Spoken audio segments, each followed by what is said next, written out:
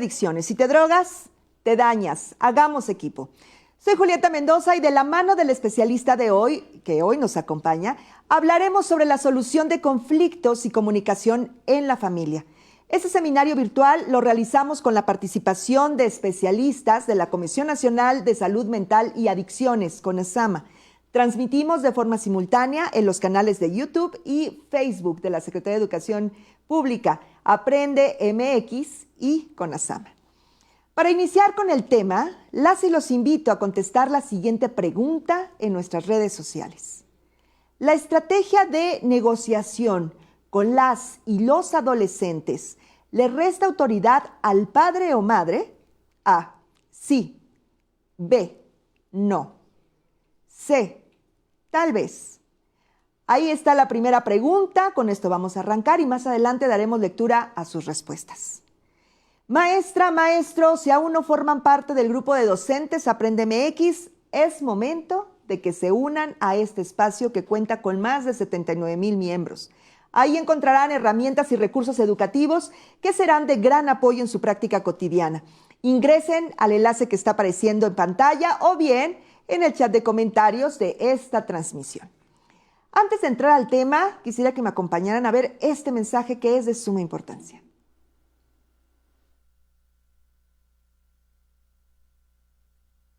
Sí, los vapeadores pueden ser muy atractivos y fumar te hace sentir grande.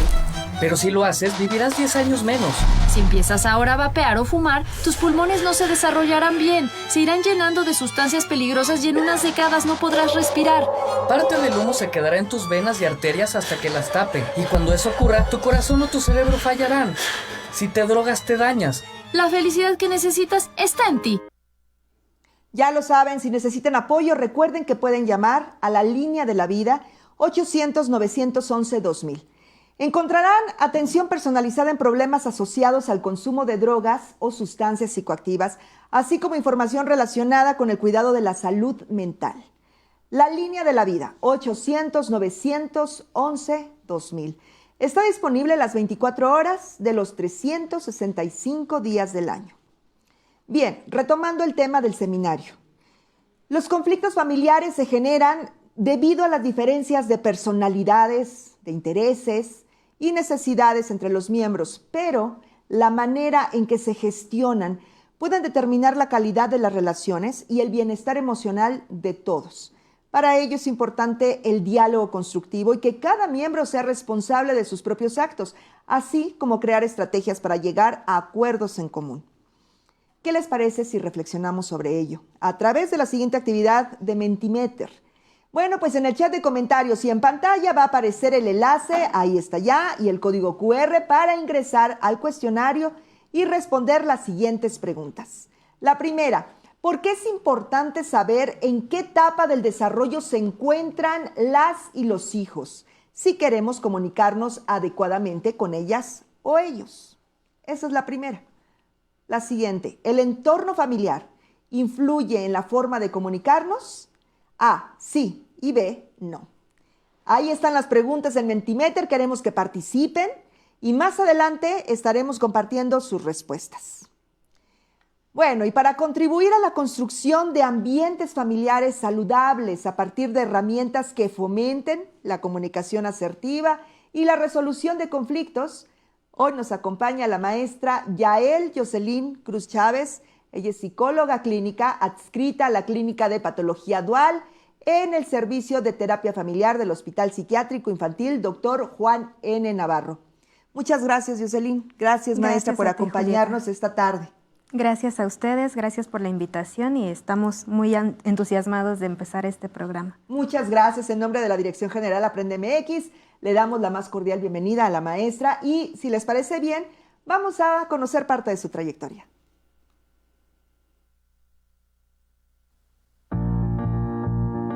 Yael Jocelyn Cruz Chávez maestra en terapia familiar egresada de la Universidad del Valle de México, licenciada en psicología por el Instituto Mexicano de Psicooncología y especialista en terapia de pareja y sexualidad por el Instituto Latinoamericano de Estudios de Posgrado.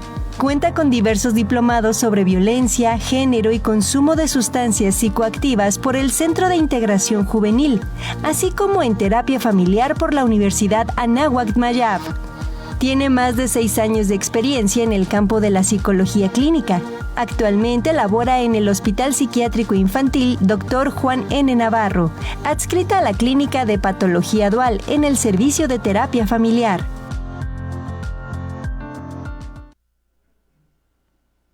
Bueno, maestra, y para comenzar con tu presentación, quisiera preguntarte, ¿qué es la familia? Y con esto podemos comenzar. Adelante, por favor. Bueno, pues muchas gracias a todos por esta invitación. Pues realmente es un tema muy interesante, el tema de la familia, ¿no? Y toda esta parte de la solución de conflictos. En sí, la familia, todos tenemos un concepto tanto personal y general. Ha ido variando realmente a través de los años y ha ido modificándose. Actualmente no necesariamente se conforma por quienes llegan a tener una relación de parentesco de sangre, sino por quienes comparten estos vínculos y lazos afectivos y pues que se corresponden el uno al otro en el interior del hogar. Hay muchos conceptos y ha ido cambiando a través del tiempo. En México realmente es de suma importancia todas estas características fundamentales que las familias han llegado a tener. Hay muchos tipos de familias, sin embargo, estos cambios demográficos y sociales en las últimas décadas que se han presentado tienen gran parte de influencia en el impacto de lo que conlleva el concepto de la familia. Dentro de estos cambios demográficos tiene que ver esta parte de la caída de fecundidad. Anteriormente, si algunos sabrán, ¿no? Las abuelitas, las bisabuelitas llegaban a tener entre 5 a 10 hijos por familia, ¿no? Llegaban a tener hasta 12 inclusive. Actualmente la mayoría pueden llegar a tener entre 2 a 3 hijos como máximo. No digo que no haya familias que sean más numerosas, sin embargo este es un porcentaje que se hizo en el Censo y Población de Vivienda en el 2020. Otro cambio demográfico que ha impactado también es la disminución de la mortalidad infantil. Anteriormente, la mayor parte de las muertes de los infantes eran por malnutrición o por problemas respiratorios. Eso afortunadamente ya se ha dado atención y eso incrementa la esperanza de vida y disminuye la mortalidad infantil. También es importante considerar que hubo un incremento en la esperanza de vida, sobre todo pues en adultos, ¿no? Se van ahora sí que aguantando un poco más la parte de la vida. También hubo envejecimiento de la población. Ya llegan muchos adultos mayores a la etapa de más de 75 años. Otro factor es que hubo inserción de la mujer en el mercado laboral. Eso conlleva que este cambio demográfico cambie un poco el concepto de varias familias, ¿no? Que anteriormente la mujer se quedaba en casa, ahorita ya sale a trabajar y se quedan a cargo, ¿no? Otros miembros de la familia al cuidado de los menores. Y bueno, también hay un aumento en el nivel de escolaridad de la población. Ya muchos pues salen también a estudiar, ¿no? Tanto hombres como mujeres. Ahora sí que van persiguiendo por su profesionalización. En esta parte es importante señalar que hay tipos de familias diferentes. En principal, las familias nucleares o biparentales con hijos es un término muy similar y conlleva a que son una pareja que tiene hijos. Hay otra que se llama biparentales sin hijos, obviamente es una pareja sin hijos, tal cual lo dice. Hay familias homoparentales, quiere decir que una familia homosexual decide tener un hijo o una hija.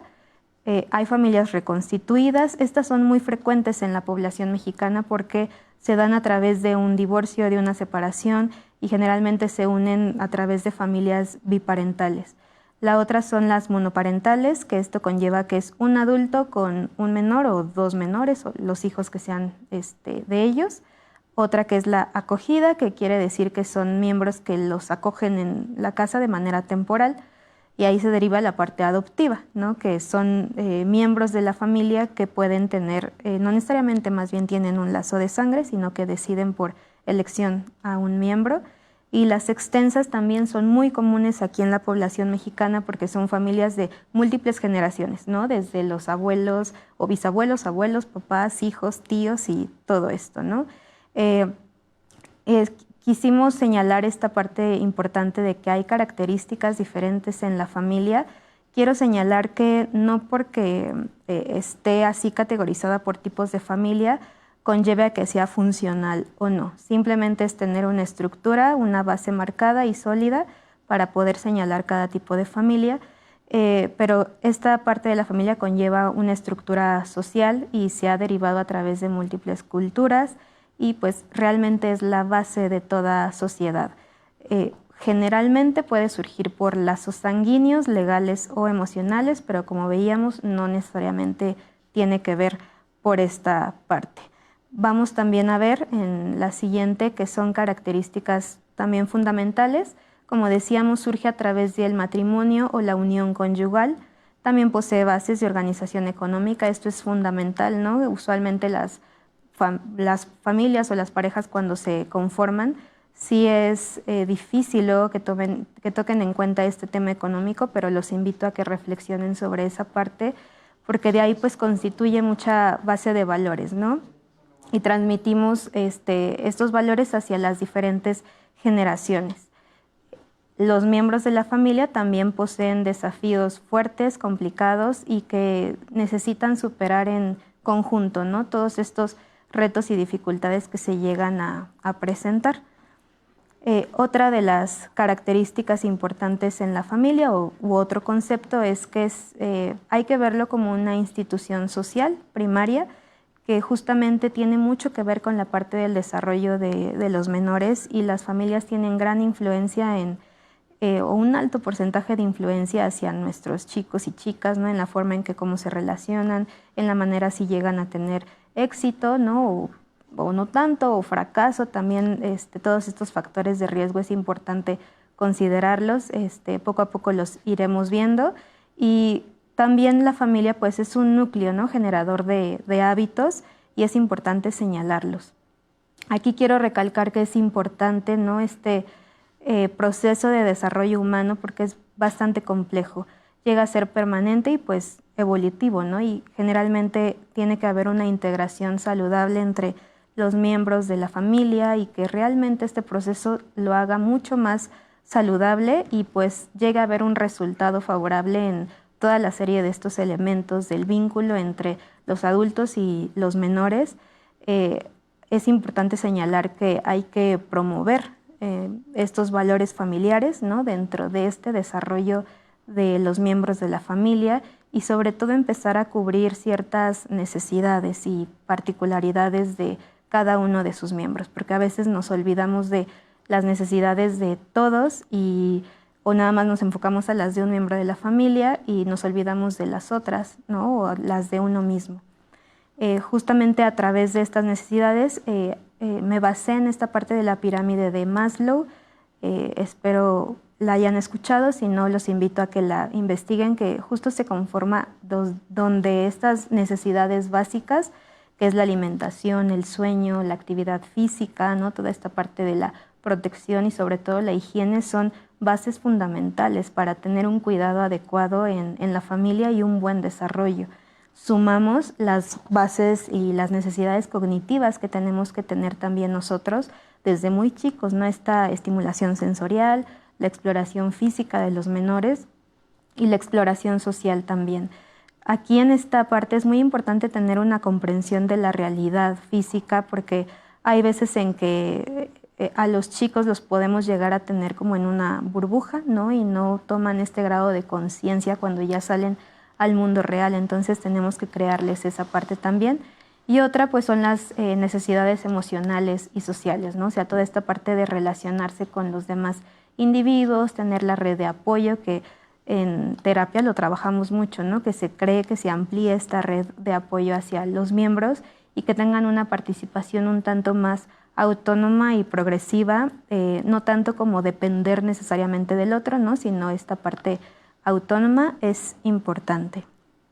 Y bueno, como en todos casos que justamente tiene que ver con el tema, realmente las familias, muchas familias en la actualidad pues tienen dificultades al expresar sus desacuerdos y emociones y lo hacen tal vez de una manera no tan saludable o adecuada. Y esta solución de conflictos también es un tema bastante complejo que más adelante lo vamos a ir tocando. Bueno, pues ahora que ya conocemos sobre esta importante información y el impacto del núcleo familiar en el desarrollo de sus integrantes, ¿qué te parece, maestra? ¿Qué les parece a ustedes si revisamos las respuestas de nuestra primera pregunta, la primera pregunta en Mentimeter? ¿Por qué es importante saber en qué etapa de desarrollo se encuentran las y los hijos si queremos comunicarnos adecuadamente con ellas o ellos? Ahí tenemos ya las respuestas. Para saber los correctos conceptos. Para ser asertivos, asertivas y asertivos. Desde que son pequeños, ellos ya entienden muchas cosas cuando están en preescolar. Porque de acuerdo a la edad es la manera en la que los debemos de hablar y eso nos ayuda a saber qué intereses tienen. Para entenderlos sin juzgar y tener una comunicación asertiva. Es otra de las respuestas. De vital importancia para saber por qué con base a eso puedes apoyarte y orientarlo en los temas que se requieren. Es importante ya que de acuerdo a su etapa son sus características y por lo tanto nos da una visión de cómo se sienten y eso permitiría saber cómo abordarlo.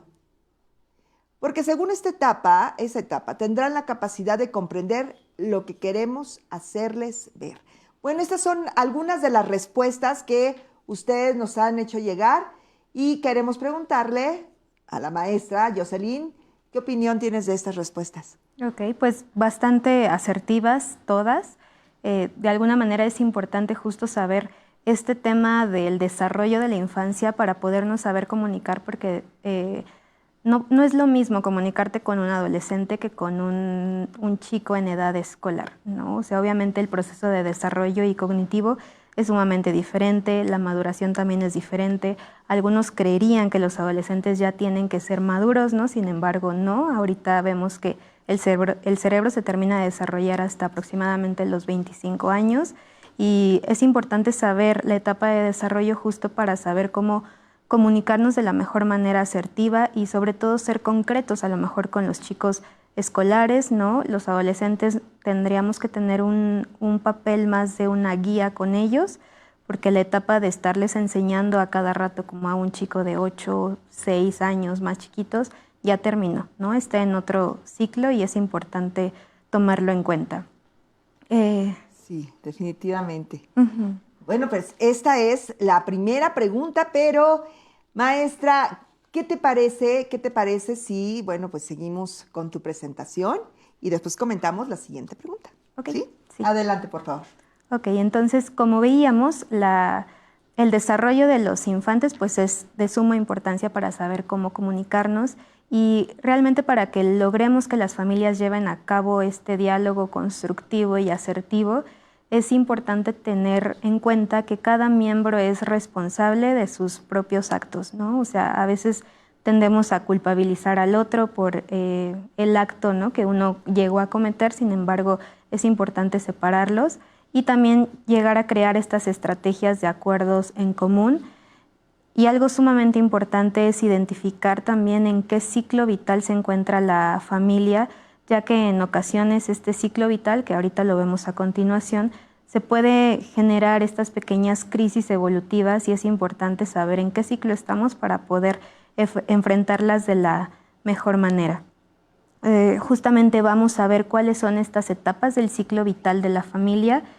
Si se dan cuenta, pues son 7. En primer lugar, pues es la constitución de la pareja, ¿no? Como veíamos, de ahí se deriva pues el nacimiento y la crianza de los hijos. Como decíamos, puede ser por adopción, por decisión, por la situación que sea, pero empieza esta parte del proceso de nacimiento y la crianza. Llega a los hijos en edad escolar, luego sigue la adolescencia. De la adolescencia viene un parte como de juventud, ¿no? Esta parte de adultos jóvenes. Y hay esta posibilidad de que la salida sea del hogar de los hijos, ¿no? Cuando pasa esta etapa es una de las crisis como más fuertes para la familia porque se le llama esta del nido vacío. Nido vacío. Exactamente, el nido vacío, y pues es cuando la pareja se queda pues más sola, ¿no? Ya comparte más experiencias, expectativas diferentes, pero llega un punto en que la pareja llega a esta edad madura en la relación también, es otro ciclo. Y pues de ahí se deriva la parte de la vejez. Entonces es importante identificar en qué etapa se encuentra la familia de ustedes para poder identificar estos ciclos y abordarlos. Entonces vamos a seguir viendo realmente qué es lo que los estilos de crianza de la familia, porque aparte de las crisis, ¿no?, evolutivas, hay varios estilos de crianza que alteran también esta parte de la comunicación asertiva, la solución de conflictos, y desde ahí vamos viendo cómo podemos llevar a cabo una comunicación un tanto más saludable. En sí hay 3 estilos de crianza. Vamos a empezar por la familia autoritaria, que aquí la familia pues tiene grados altos de nivel de control, o sea, a veces lo podemos llamar como son los sargentos, ¿no? O sea, ni siquiera llegas como a un hogar seguro, sino como a un lugar tal vez temeroso, sobre todo porque hay un grado de exigencia bastante alta en a veces la maduración, que como bien decíamos, los chicos y chicas pues todavía no alcanzan ese nivel de maduración por cuestión de desarrollo, y a veces tanta exigencia es complicado para ellos. Aquí obviamente como se basa a través de como las críticas, esta parte muy autoritaria, pues hay estos bajos niveles de comunicación y no se crea esta confianza o este vínculo cercano con los miembros y afecto expresado, ¿no? Hay veces que muchos papás me llegan a compartir, es que sí quiero a mis hijos, pero pues no se lo demuestro o no sé cómo hacerlo, ¿no? Entonces es importante mediar estos estilos de crianzas. A veces también estas familias el error lo toman como como algo muy satanizado, diría yo, ¿no? O sea, que no te puedes equivocar, no puedes regarla, no puedes hacer absolutamente nada, tienes que hacer todo bien, y realmente se vuelve algo contraproducente en el desarrollo, pues, del menor. Y esto conlleva a que la comunicación no se logre porque se genera este distanciamiento entre los miembros de la familia, justo porque no se crea este vínculo sólido. La otro tipo de familia es la familia permisiva. Aquí pues hay poca exigencia, ¿no?, de madurez.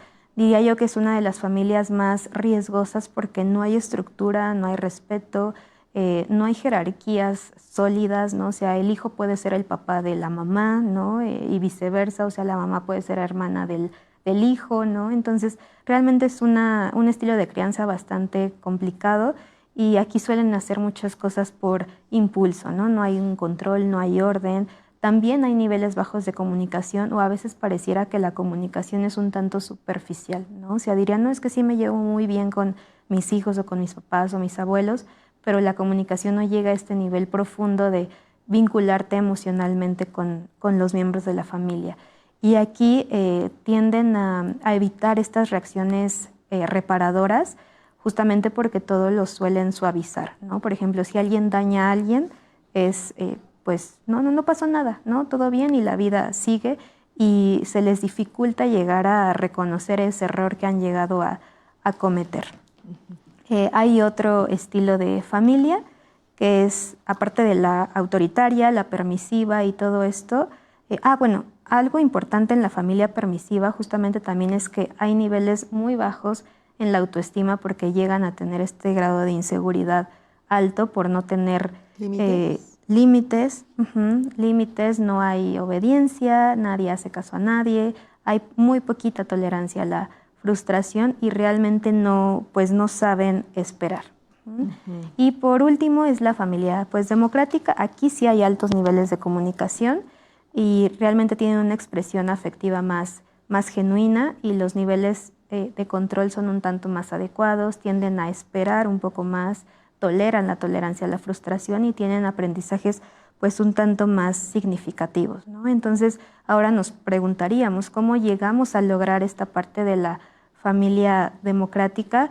Pues digo, es complejo, es un proceso largo, ¿no? Es de mucha paciencia, pero sí se puede llegar a controlar. No todas las familias tienen un 100% de comunicación y estilos democráticos, ¿no? Pero sí se puede ayudar con esta parte de que los padres pueden llegar a programar actividades, establecen un tanto más de normas de convivencia y las llevan a cabo, ¿no? Hacen esta parte de la supervisión, hacen acciones reparadoras, ¿no? Justamente como decíamos, que todos los integrantes de la familia saben que si algo hacen mal, hay esta parte de los valores familiares, ¿no? O sea, hay esta parte del respeto, de el pedir perdón, ¿no? De reconocer las equivocaciones que he hecho, y también tienen una alta capacidad de la tolerancia a la frustración, y como bien decíamos, los valores se introyectan a mejor manera entre los miembros de la familia. Y bueno, hicimos este cuadro comparativo entre las familias funcionales y disfuncionales. Aquí en las funcionales hay énfasis en los acuerdos. Aquí sabemos qué se tiene que hacer y qué no. Cada uno sabe cuál es el rol que le corresponde.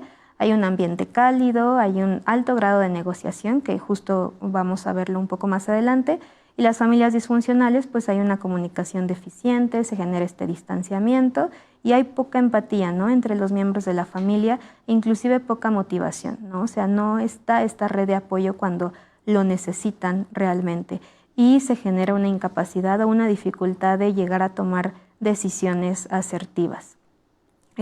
Hay otros puntos importantes que tenemos que ver en las familias funcionales, que justamente se basa en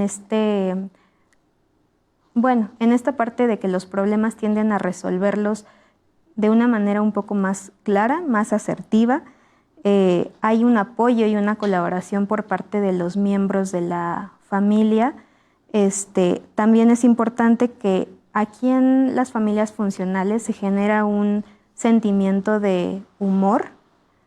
Es importante que las familias lleguen a tener este sentimiento de humor, de empatía, a veces podemos echarnos lúdico, un chiste, exacto. El juego es importante para que a veces los momentos tensos se relajan un poco, ¿no? Haciendo a lo mejor un comentario más cálido, más despierto, más todo esto, ¿no?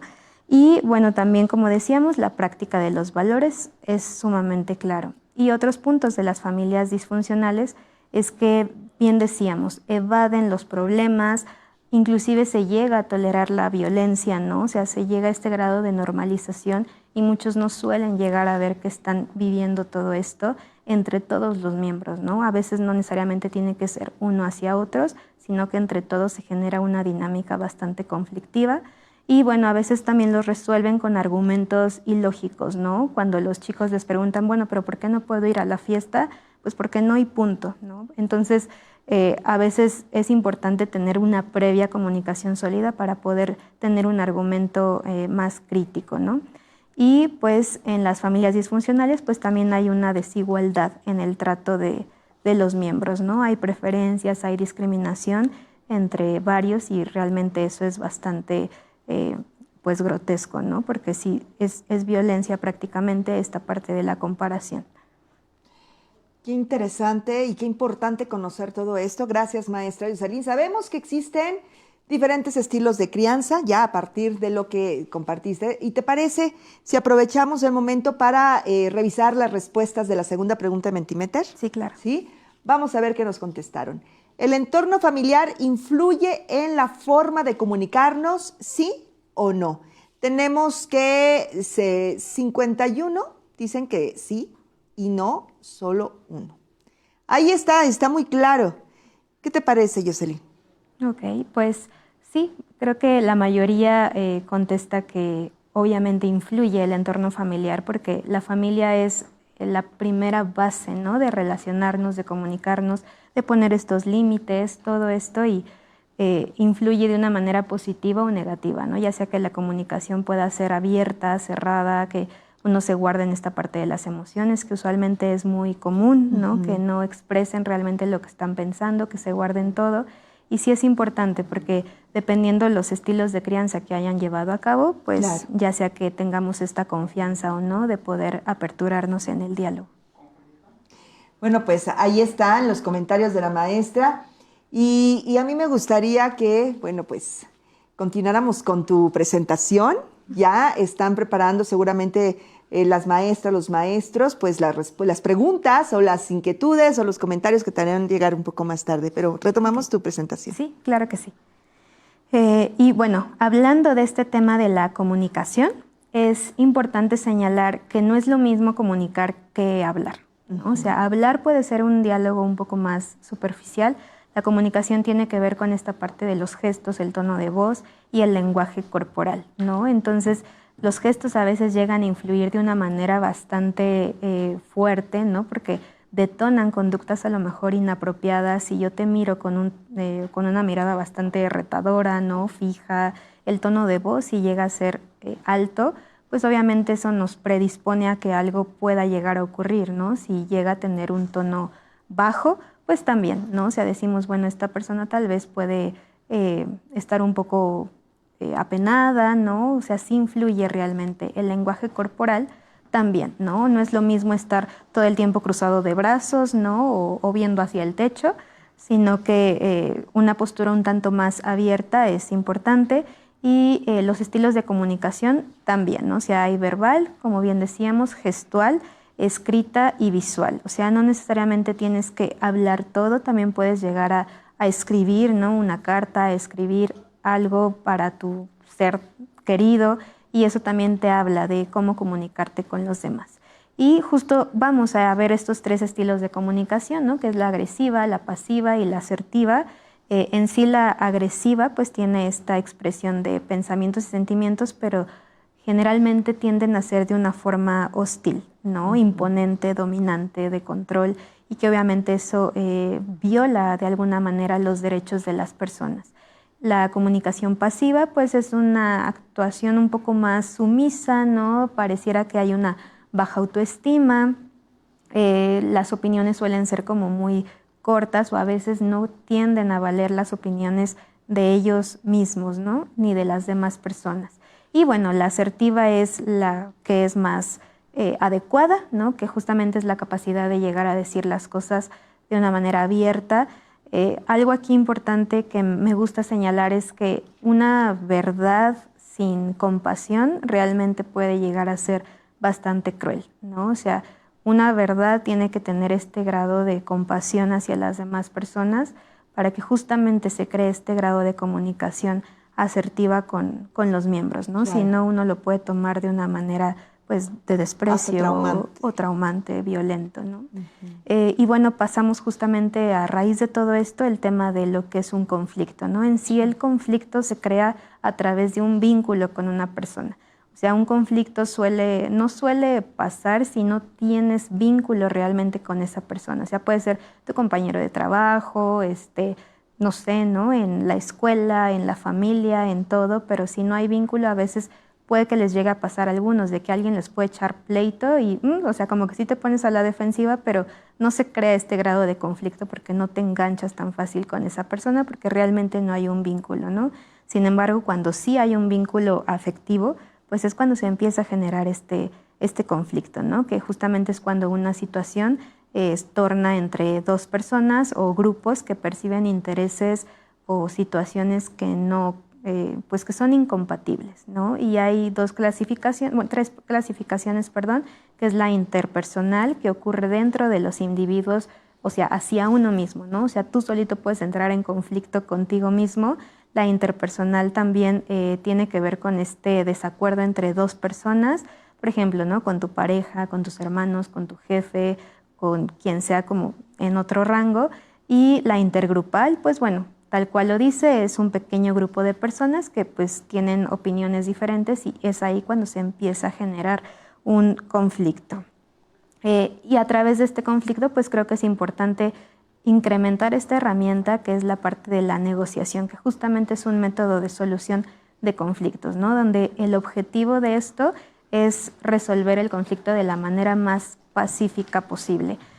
A través de esta comunicación, la persona involucrada de alguna manera externa sus emociones, también sus puntos de vista, y ahora sí que los que no concuerdan es con la intención de llegar a resolver estas diferencias, ¿no? Llegar a tener un beneficio para ambas personas, siempre yo les digo a las personas que se acercan al consultorio, no es un ganar-ganar, o sea, tal vez no vamos a hacer lo que tú digas un 100%, ni lo que yo diga un 100%, pero sí podemos llegar a un término medio en el cual podemos salir pues sin perder tanto y sin ganar del todo.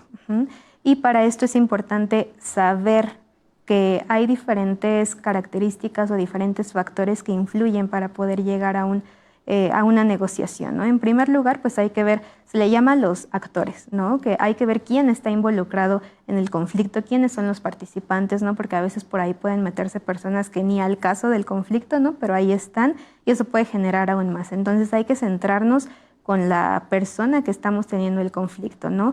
El otro es que identifiquemos realmente la problemática, porque hay veces en que las familias o en las escuelas o entre compañeros se puede llegar a tener una escalada simétrica en una pelea, ¿no? Quiere decir que yo te contesto, tú me contestas y así hasta que pues nos demos en la torre, ¿no? Las dos personas. Y es importante que establecemos bien claro el conflicto, no solo contestar por contestar. Claro. La otra pues es una situación de poder, ¿no? O sea, sí se llega a tener como un desequilibrio, este balance, pero pues es parte de este conflicto, ¿no? Las posiciones también son adecuadas, que tenemos que dar escucha activa a la demanda del otro y viceversa, ¿no? No solamente yo, sino también el otro, a ver qué es lo que quieres, cuál es tu postura, qué necesitas. Y la otra pues son los intereses, ¿no? También de no solamente que me digas el conflicto, sino a ver qué es lo que te interesa resolver de esta situación, cuáles son tus emociones, cuáles son tus sentimientos y bueno, también tener en cuenta las actitudes o comportamientos de estas dos partes, ¿no? Tanto de uno como de la otra persona. Y bueno, aquí es importante ver cómo podemos llegar a esta negociación. Bueno, hay pasos indispensables, ¿no? Ante todo, pues calma, ¿no? Si no hay calma, mejor o lo más adecuado sería me separo, me alejo un rato hasta que ya me tranquilice un poco y ya regreso, ¿no? En sí, una emoción dura muy poquito, ¿no? Lo que perdura luego es el sentimiento y no solo es uno, ¿no? Sino varios. Entonces es importante calmarnos, dar esta escucha activa al otro, también asertividad, ¿no? Para que tú seas escuchado, o sea, no puedes entrar con la persona luego violentándola, ofendiéndola, devaluándola, ¿no? Sino justamente ser asertivo. Se puede llegar a generar esta lluvia de ideas, ¿no? Como decíamos, ¿qué es lo que quieres, qué queremos de esto?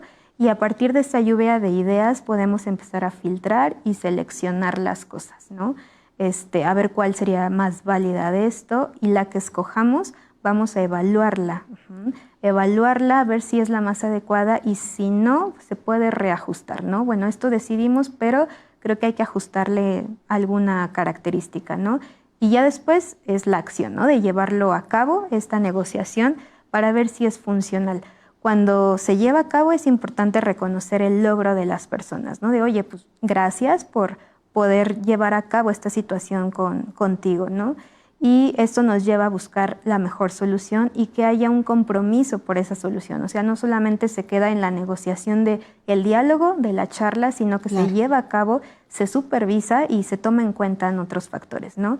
Entonces, como bien decíamos, es importante negociar en un ambiente sumamente neutral, ¿no? Si sabemos que en casas es donde se generan los conflictos, bueno, entonces me salgo de la casa, me voy, no sé, ¿no? A un parque, a un café, a tomar un helado o simplemente a dar la vuelta a la manzana, ¿no? Pero si sabemos que el ambiente es un detonador de conflicto, es mejor salirse de ahí y establecer también en dónde y cuándo llegar a solucionar esta clase de problemas, ¿no? O sea, si vamos manejando, pues no es lo más adecuado llegar a resolver un conflicto en esa situación, ¿no? También dónde, o sea, a lo mejor vamos en el metro y enfrente de las personas, pues a lo mejor tampoco es tan apropiado porque considero que es un espacio privado, íntimo, donde solamente tú y la otra persona es el involucrado, ¿no? Y bueno, obviamente tomar en cuenta también que hay que cumplir con los acuerdos y esta negociación, ¿no? O sea, la negociación realmente es un valor fundamental dentro de la familia que genera este grado de confianza y coherencia, ¿no? O sea, si tú cumples con las cosas que vas diciendo, realmente puede ser un ejemplo, en este caso, para tus alumnos, ¿no? Tus hijos, tus hijas, para quien tú quieras, ¿no? Que se cree este vínculo. Y lo más importante también es que hay que tomar en cuenta que hay cosas que no pueden llegar a ser negociables. O sea, sobre todo mucho, a lo mejor en la crianza podríamos verlo así, que no hay negociación de que si vas o no a la escuela. Claro. ¿No? O sea, no hay negociación de que si entregues o no la tarea. A lo mejor sí puede haber negociación en de qué manera puedes entregar este trabajo, ¿no? A lo mejor te doy un tiempo, sí, una temporalidad, ¿no? A lo mejor sé que no eres muy bueno en los exámenes, pero pues te voy a mandar un trabajo, sé que no eres bueno en los trabajos, a ver, te voy a implementar con otra cosa o das una clase o algo así. Eso sí es negociable, pero de que entregues o no, pues obviamente esa situación no es negociable, ¿sale? Y bueno, para todo esto es muy importante que entre todos fomentemos esta práctica de la escucha activa, o sea, no solamente es oír, ¿no? Que alguien por ahí está hablando, no, o sea, verdaderamente es prestarle la atención a la persona. Hay palabras claves cuando estamos hablando con alguien, ¿no? De oye, necesito, oye, me siento, me gustaría, y a través de estas palabras claves tú puedes llegar a tener una mejor escucha activa. Como bien decíamos, elegir el lugar y el momento lo más adecuado posible, aunque también luego es recomendable que a veces muchas familias o en muchas escuelas alguna situación conflictiva la aplazan y la aplazan y la aplazan y puede pasar 1, 2, 3 meses y cuando ya se va a tocar, pues realmente ya no genera el mismo impacto como en el momento que ocurrió. Entonces, a lo mejor si no llega ese momento adecuado, es importante que ustedes lo creen, o sea, salgan, se den ese tiempo y ese lugar apropiado. La otra es llegar a validar estos sentimientos de las personas. Validar es como darle eco a lo que la otra persona está diciendo, ¿no? De, oye, por lo que me estás diciendo me parece difícil, ¿no? Es escuchar que hayas pasado por esto, oye, siento mucho, no tenía en cuenta este punto. Eso es la validación, ¿no? O sea, darle también ese grado de importancia a lo que la otra persona está diciendo y sobre todo pues llegar a reconocer los errores, ¿no? También eso es importante en esta parte de la comunicación y la solución de conflictos. Y otro de los puntos que creo que es muy complicado que muchas personas podamos llegar a tener luego es que creemos que resolver conflicto es una lucha de poder, de quién tiene la razón y quién no, y quién va a ganar en torno a este conflicto o a esta negociación, y no, o sea, hay que evitar discutir eso, sino justo entender ambas partes.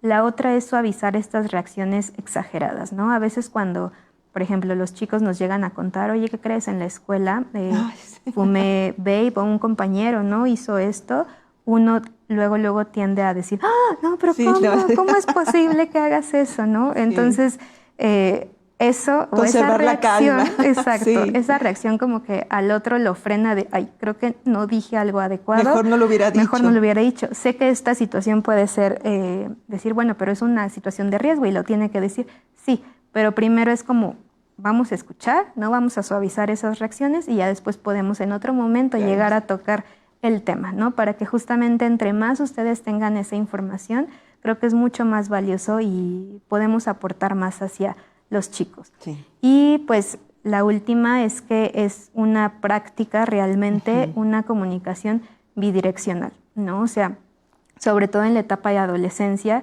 ya no estamos en un proceso de que estamos aprendiendo de nuestros papás, ¿no? O de nuestros maestros o de los grandes, no, o sea, es como estamos aprendiendo con los otros, ¿no? En conjunto, y nosotros, como bien decíamos al inicio, nos volvemos una guía para ellos y eso es importante. Qué interesante y cuánto estamos aprendiendo, maestra. Esto definitivamente nos sirve a padres, madres, maestros, maestras y de esta manera, bueno, pues nos construimos todos como familia, estamos viviendo en un núcleo y este núcleo tiene que caminar sanamente. Vamos a seguir con la presentación porque también tenemos pendientes las respuestas de la segunda de Mentimeter. Pero, claro, por favor, maestra. Bueno, pues yo quise darles estas 3 recomendaciones de libros. El primero es El arte de comunicar, de Thich Nhat Hanh. Perdón si me equivoco en la pronunciación, pero es un libro bastante amplio. Aquí tiene que ver más con la parte de también escucharse a uno mismo, ¿no? Porque en esta parte de la comunicación y la resolución de conflictos en la familia, en la escuela, como bien decíamos, a veces nos deslindamos, ¿no? de uno. Entonces, eso es uno de los primeros libros que quería recomendar. El otro se llama Educar en lenguaje positivo, de Luis Castellanos. También me gusta mucho, es uno que se los recomiendo mucho tanto a maestros, bueno, al público en general, ¿no? Realmente porque educar en un lenguaje lo más asertivo, armonioso, desde el respeto, creo que es algo bastante indispensable para poder crear pues buenos seres humanos. Y el último se llama La ciencia del lenguaje positivo, también de Luis Castellanos, es un autor que me gusta bastante, y aquí realmente enfoca un poco más la ciencia, ¿no? O sea, desde dónde viene esta parte de comunicación, los neurotransmisores que influyen, ¿no? Para poder comunicarnos de una manera más asertiva, pero también nos da muchas herramientas bastante digeribles para poder llegar a una comunicación asertiva. Pues ahí lo tienen, ya estamos pues no solamente con estas bases que nos compartió la maestra Yael Jocelyn, sino también con bibliografía y con la información que nos está compartiendo. Muchísimas gracias por compartirnos todo esto, maestra. Y ya tenemos varias preguntas, varios comentarios de nuestra audiencia, pero antes de darles lectura, ¿qué les parece si revisamos las respuestas de esta pregunta, o la primera pregunta que lanzamos al inicio del seminario? ¿La estrategia de negociación con las y los adolescentes le resta autoridad al padre o madre? Sí, no o tal vez. Vamos a ver los porcentajes que nos hicieron llegar ustedes en esta pregunta. Aquí tenemos que por el sí está el 19%, el no 67% y el tal vez 14%. ¿Qué te parece, maestra, estas respuestas? Ok, pues bueno, hay como bastantes opiniones, ¿no? Aquí es importante saber que sí es importante la negociación y que realmente no resta autoridad a ustedes como papás, mamás o maestros, sino que conlleva que están dando una educación a través de esos valores, ¿no? Desde esa escucha, desde el respeto, de la honestidad, de tomar en cuenta al otro y que puede llegar a tener un diálogo profundo con ellos, ¿no? A través de la negociación luego empiezan a salir otros temas también importantes, ¿no? Porque gracias a esa escucha activa que tuvieron, tenemos la confianza, ¿no? De poder contar después con esa misma persona porque sé que no me va a juzgar, sé que no me va a regañar, ¿no? Sé que nada más me va a escuchar y que podemos llegar a algo conciliador. Muchas gracias, maestra Jocelyn. Ahora nos gustaría que nos ayudaras a responder las preguntas de la audiencia. Ya tenemos varias preguntas y comentarios que nos hicieron llegar. Rogelio Torres pregunta, ¿cuáles son las causas más comunes de conflictos en el entorno familiar desde su experiencia, maestra? Ok, pues las causas más comunes creería yo que de parte de los papás es porque no siguen ciertas indicaciones, o sea, que no hay esa cooperación en la casa y que ya sea papá o mamá, pues se llevan más esa tarea, ¿no? Entonces es uno de los principales fuentes del conflicto. Y la otra, pues, es que de parte de los adolescentes se escucha mucho que no hay este grado de comprensión o de escucha activa. Muy bien. Elena Olmos comenta, un tema muy importante, muchas gracias por compartir. Y muchas gracias, Elena, por participar con nosotros. Tania Moreno, ¿qué habilidades se necesitan para desarrollar una buena comunicación? Ok, pues las habilidades que se necesitan, primero, como bien decíamos, es la escucha activa, saber cuál es el tema a comunicar, saber las necesidades también de la persona y sobre todo también de uno mismo, ¿no? Tener en cuenta esos tres factores principales. Muchas gracias, maestra. Tenemos por aquí el comentario de Roque Vázquez Zavala. Importantes pláticas que se complementan con el curso. Muchas gracias, Roque, por su comentario. José Sánchez, ¿qué consecuencias existen al no tener una buena comunicación con las y los hijos? Ok, pues sí puede haber graves consecuencias, ¿no? Porque eso incita que a lo mejor puede haber conductas de riesgo y al no comunicar, al no saber, pues eso puede conllevar al adolescente o al hijo a tener resultados catastróficos, ¿no? Entonces sí puede haber bastantes consecuencias negativas en torno a la toma de decisiones, en torno a esta parte de la negociación y también a la parte de cómo se están relacionando con las demás personas fuera del entorno familiar. Muchas gracias. Dice Alicia Figueroa, pregunta, ¿qué técnicas recomienda, maestra, para mejorar la comunicación entre los miembros de la familia? Ok, pues primero la escucha, ¿no? Las redes de apoyo también son importantes, la negociación y también creo que esta parte de espacios de convivencia son indispensables, o sea que no todo es casa, escuela, trabajo, ¿no? Sino que también puedan llegar a tener actividades recreativas, eso fomenta mucho la comunicación.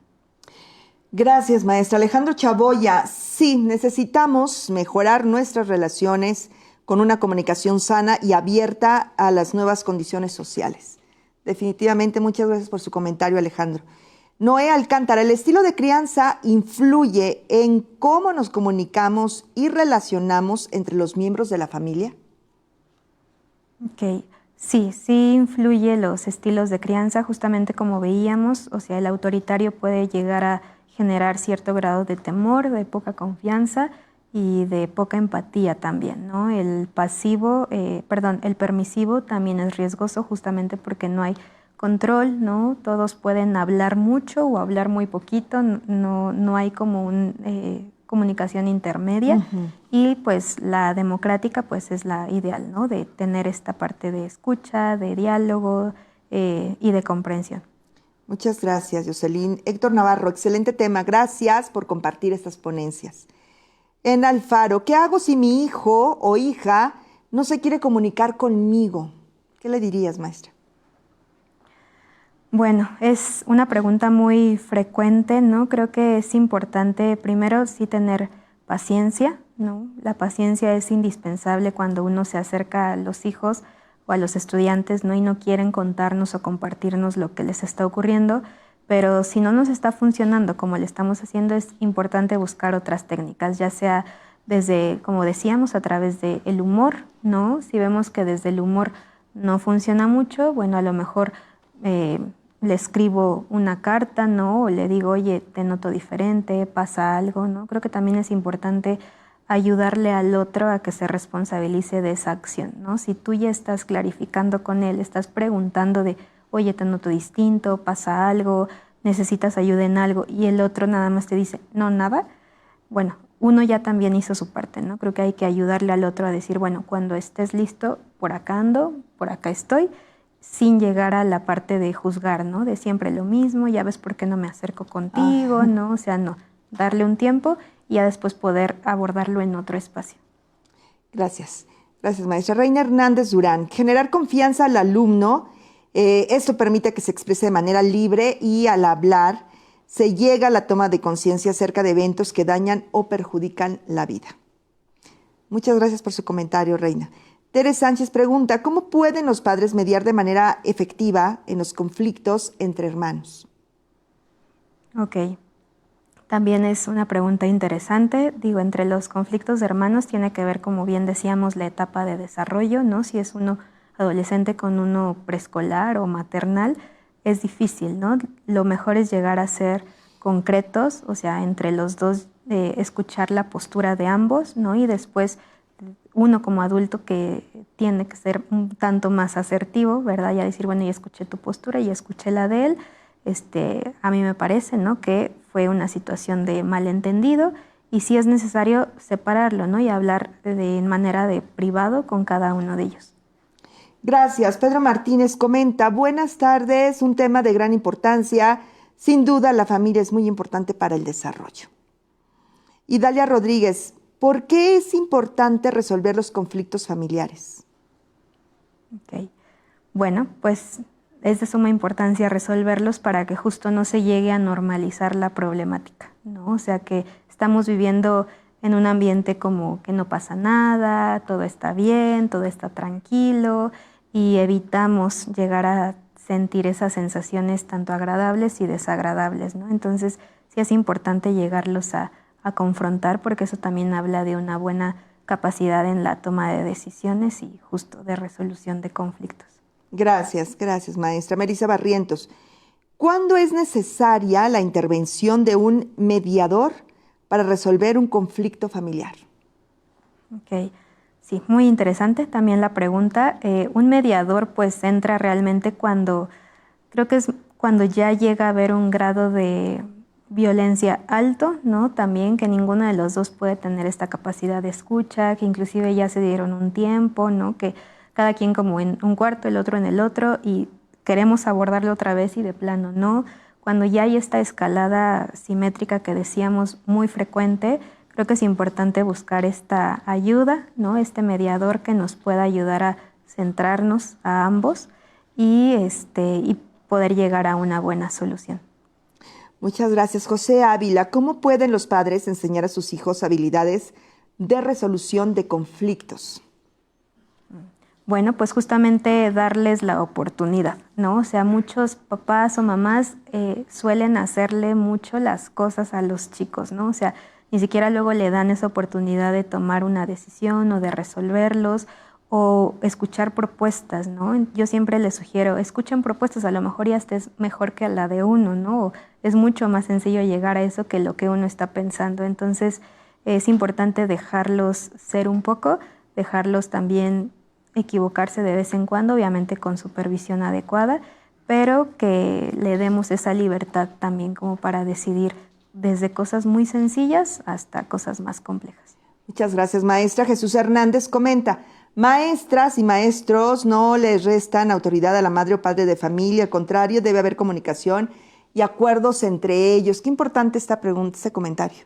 Sí, bastante.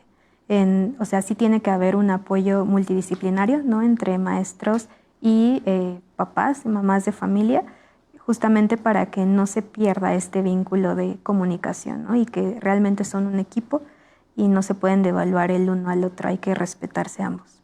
Muy bien, Carlos FG, ¿qué papel juegan los valores familiares en la resolución de conflictos? Ok, pues sí juega un papel importante, ¿no? Realmente, pues todos estamos involucrados, ¿no? en el conflicto, pero hay que tener mucha sensatez de quién es el que empieza a generar conflicto, de cuáles son esas soluciones a tomar. Muchas gracias, maestra. Y J.C. Esquivel comenta, un tema muy interesante. Gracias por compartir esta información. Gracias a ustedes por escucharla y espero que se tome en cuenta. No, sin duda, seguramente. Y bueno, agradecemos a la maestra Yoselín por compartir esta información con ustedes, maestras, maestros, con familias, con el público en general, con nuestra comunidad educativa. Y si se han perdido algunos de los seminarios de estrategia en el aula, les invito a revisar la lista de reproducción en YouTube. El código QR lo tienen en pantalla en este momento y el enlace está también en el chat de comentarios.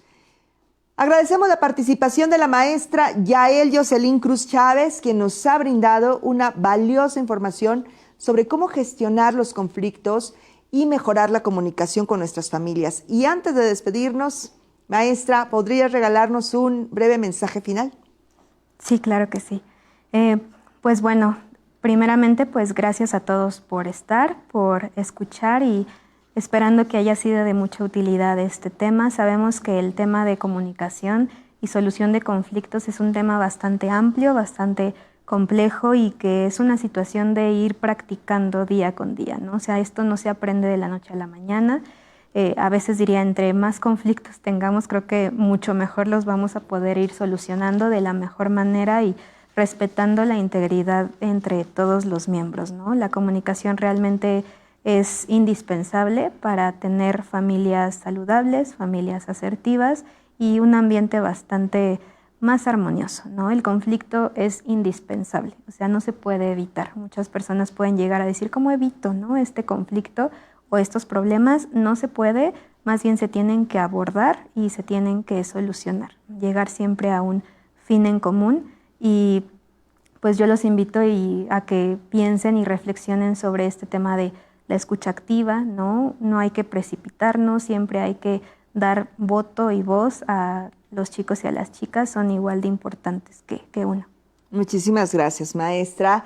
Y bueno, si desean conocer más al respecto, la maestra nos compartió ya el material complementario. El enlace está en el chat de comentarios de esta transmisión. Muchas gracias, Yael. Gracias a ustedes. Y antes de finalizar, quiero que me acompañen a ver la siguiente información. Bueno, Ya contamos con el canal de WhatsApp de Estrategia en el Aula, donde podrán estar al día con datos y consejos útiles para continuar aplicándola en beneficio de sus estudiantes. Y para formar parte, el enlace está disponible en el chat de comentarios de esta transmisión. Si desean consultar los materiales realizados por profesionales del sector salud o si necesitan asistencia en línea, pueden visitar la página estrategiaenelaula.gov.mx. Ahí está. Que está apareciendo en la pantalla también la sección de comentarios de esta transmisión. Y para complementar su práctica docente, les invito a inscribirse al curso Estrategia en el Aula, Prevención de Adicciones, que se imparte en la plataforma México X. En este curso encontrarán información adicional sobre cada una de las sustancias, así como actividades de reflexión para implementar con sus estudiantes. Ahí está el enlace, lo tienen en este momento en la pantalla, también está en el chat de los comentarios de la transmisión y el código QR también está apareciendo en estos momentos. Así despedimos esta transmisión, no sin antes agradecer su asistencia y los invitamos, los esperamos en el siguiente seminario virtual con el tema Habilidades para la vida, cognitivas, emocionales y sociales de las y los estudiantes. La cita es el miércoles 29 de mayo a las 16:30 horas, tiempo de la Ciudad de México. Agradecemos también al personal técnico, académico y de traducción de lengua de señas mexicana por apoyarnos en la realización de este seminario virtual. Yo soy Julieta Mendoza y nos vemos muy pronto. Pásenla muy bien.